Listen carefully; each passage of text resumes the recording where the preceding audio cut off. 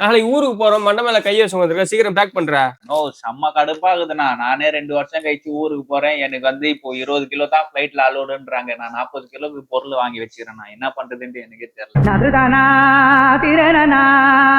Hello அக்கா, எனக்கு leave கிடைச்சிருச்சு. டிக்கெட் கூட போட்டேன். இந்த வருஷம் தீபாவளி ஊர்ல தான். டேய் சூப்பர்டா. அப்படியே அக்காக்கு வரும்போது ஒரு 5 பவுன் செயின் வாங்கிடுவான்.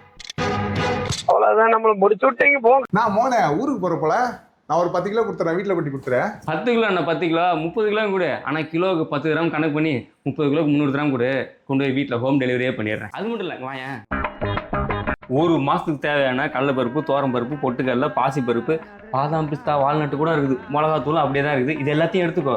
அதுக்கு ஒரு 100 கிராம் கொடுத்துரு. இது நம்ம லிஸ்ட்லயே இல்லையே. அடேங்கப்பா. அது மட்டும் இல்ல, இங்க பாரு, கத்திரிக்காய், தக்காளி, ப்ரொக்கோலி, மாவு பாக்கெட்டு, பீக்கங்காய், முளைக்கட்டின பயிரெல்லாம் வாங்கி வச்சிருக்கிறேன். இதுல இருக்கிற எல்லாத்தையும் நீ எடுத்துக்கோ. அதுக்கு ஒரு 100 கிராம் சேர்த்து கொடுத்துரு. ஆக மொத்தம் ஃபிளைட் டிக்கெட்டுக்கு உண்டான காசு என்கிட்ட வசூல் பண்ணிட்டு போயிடலான்னு பாக்குறேன்.